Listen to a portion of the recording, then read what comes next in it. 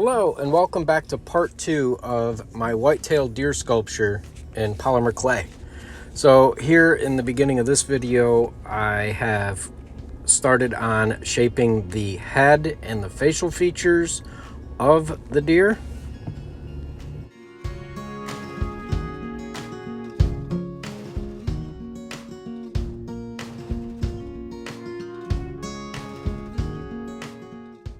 Using photo references, I tried doing my best to make the facial features of the deer look as realistic as possible.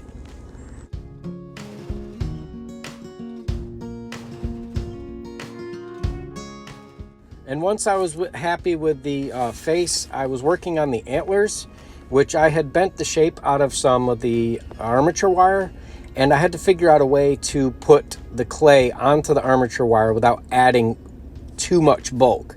And through some advice, I used Super Sculpey liquid Sculpey and mixed that with the clay and made it soft, almost like an icing texture. And then I basically just iced it on and then let it sit for a little bit and started shaping and texturing more.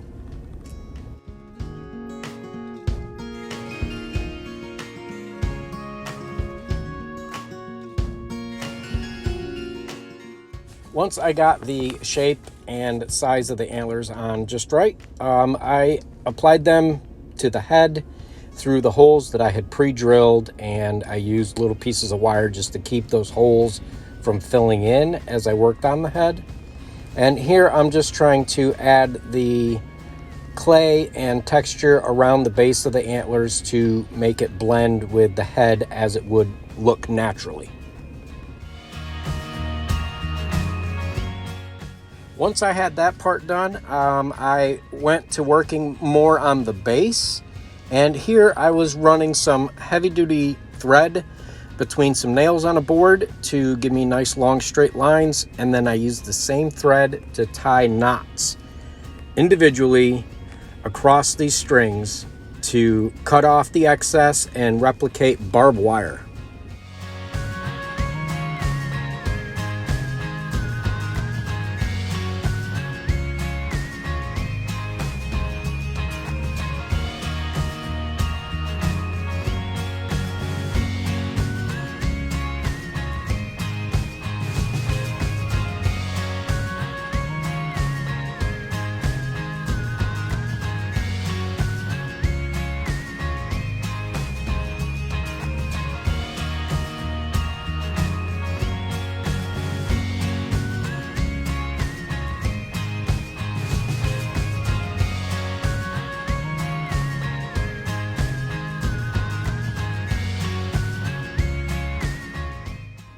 Once I got a strand of barbed wire, or imitation barbed wire, completed, I used some watered down Mod Podge to get it nice and wet, and so that would make it stiffer and also give it a coating that paint would stick to.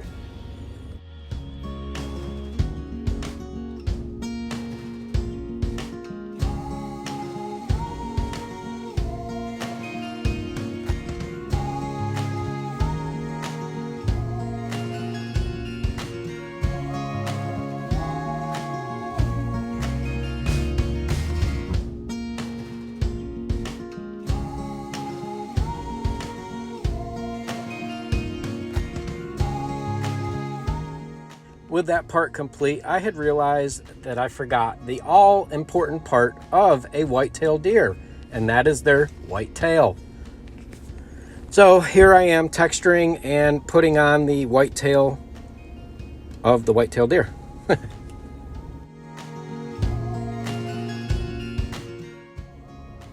Once that was done, I was back to working on the base, and off camera I had tried using my static grass applicator again, and it was another fail. I think my homemade grass out of twine is just not right for that, apparently.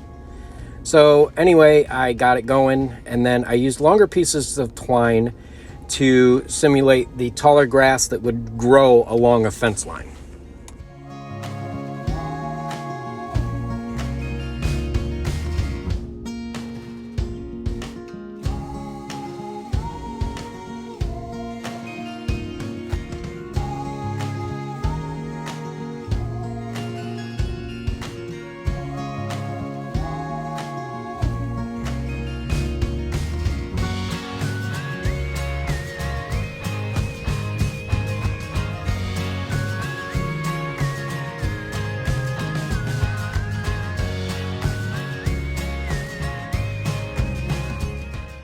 with the base completed, I moved on to painting the sculpture, and I had a couple of different ways that I did it, that I did off camera, as I started one way and it didn't look good, so I redid it and had to spray paint white primer over the whole thing and retry it. And here I'm working on the antlers, getting the bases a little darker, getting the antlers darkened up, and then dry brushing with some lighter colors to bring out the textures in the antlers. And with that, the project was complete. I hope you liked this video, and if you did, hit that like button for me. And I'll see you in the next video. Thanks for watching.